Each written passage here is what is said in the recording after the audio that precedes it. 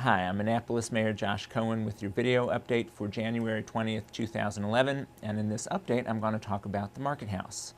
I want to briefly cover some key points in the Market House lease that the administration just recently successfully concluded negotiating with Gone to Market. I want to talk about what the lease does accomplish and also what it does not do. I want to share the legislative timeline moving forward. In terms of what the lease accomplishes, the three priorities that the administration kept in mind throughout the negotiations were to have the right vision, to have the right operator, and to make sure that the city had the right protections. And these priorities reflect discussions that I've had with each member of the City Council. It reflects a lot of public discussion at the many public forums that the city has had. And in terms of the vision, the key point is that the purpose of the Market House is to be a public amenity for our town, is to be a focal point for our community, is to be something that's authentic, that really speaks to the character of Annapolis and not just some generic food court type of facility that you can find anywhere in the country. It also needs to be an economic engine, not a cash cow for the city government, but an economic engine for downtown by being a destination and bringing people downtown. And the lease has language throughout the lease speaking to its public purpose. Even on the very first page, there's a series of whereas clauses, one of which says the public purpose of the historic Market House is to be an authentic public market, community gathering place at the city dock, and an economic engine for the entire city. And the heart of this lease is in Section 12, which is the performance standards.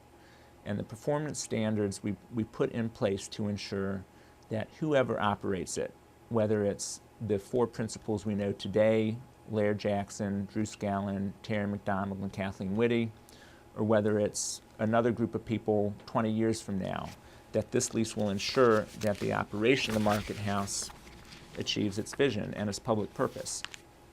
Now, I'm not going to read every performance standard, but I want to read some of them.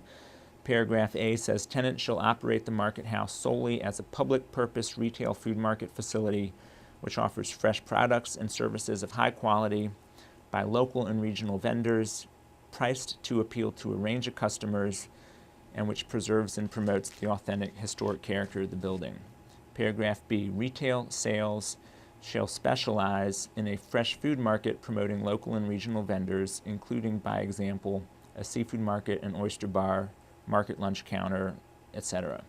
In terms of the oyster bar, the centerpiece of the design that Gone to Market has prepared is to have a new oyster bar as, like I said, the centerpiece for the new market. Paragraph C speaks again to the authentic character of the Market House.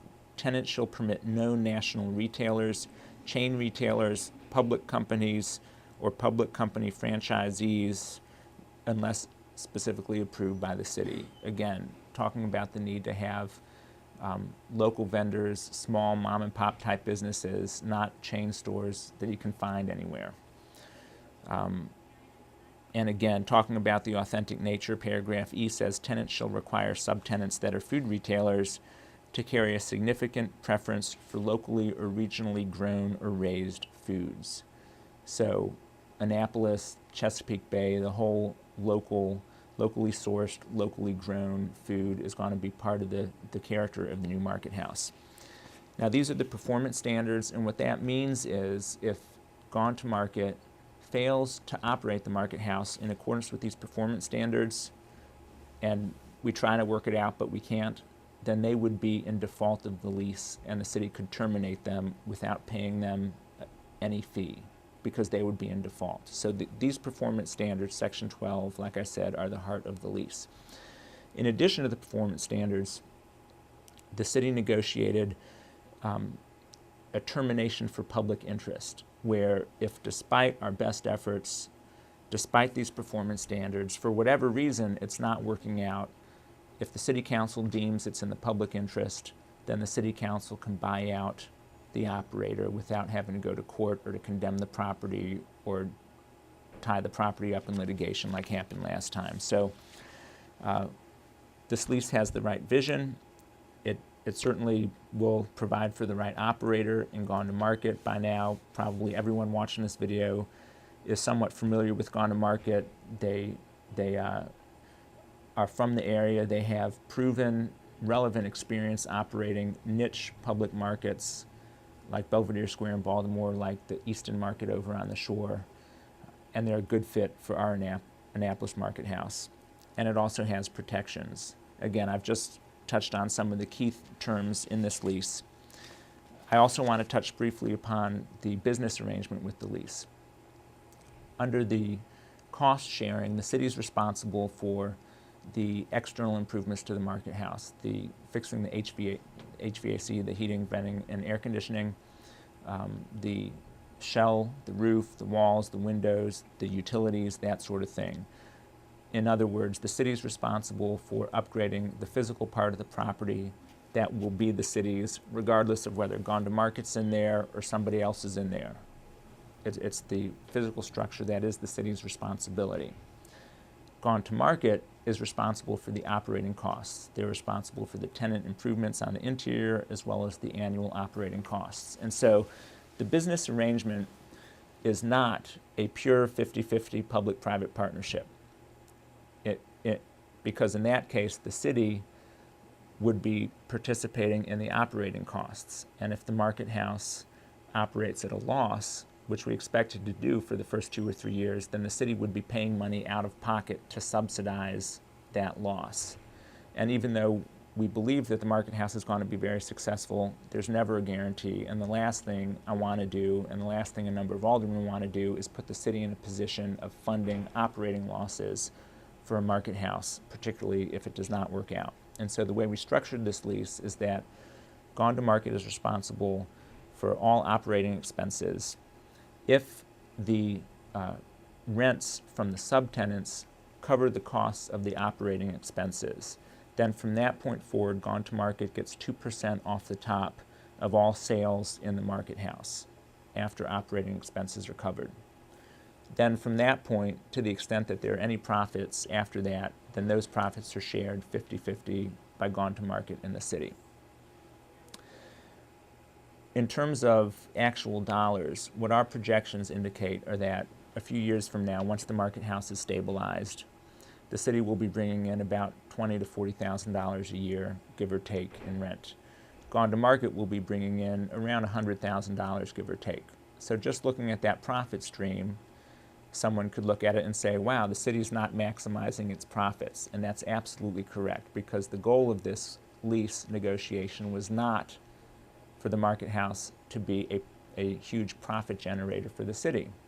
Its purpose is to be a public amenity, not a profit center making money for the city of Annapolis. So to put these, our anticipated profits in the context of what we used to be making back in the good old days before the city entered into the site realty lease, the city's profits after covering operating expenses ranged from $35,000 a year to $68,000 a year, not including debt service. If we had to factor in debt service, our profits would have been even less. So compared with the historical profit, $35,000 to $68,000, and our new anticipated profits of $20,000 to $40,000, there's not a wide range. The market house won't be a cash cow for the city government. Its purpose is not to be a cash cow for the city, and it never was a cash cow for the city.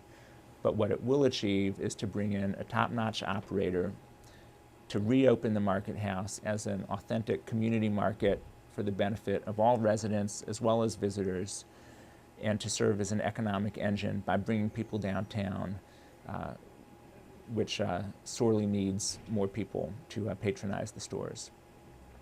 In terms of the legislative process moving forward, the market house is coming up for a public hearing this Monday, the 24th, at 7 p.m. Then the City Council's Economic Matters Committee, chaired by Alderman Fred Paone, is going to be reviewing the lease and the business plan on the evening of Wednesday, January 26th. And then the following Monday, January 31st, the City Council's meeting again, and I'm hoping that the City Council will be comfortable voting on the lease at that time. As always, you can reach me in the mayor's office at 410-263-7997. You can visit my blog, mayorcohen.com, where there's additional information as well as a link to the lease itself. And you can leave a comment there, and you can also send an email to mayor@annapolis.gov. Thank you for watching.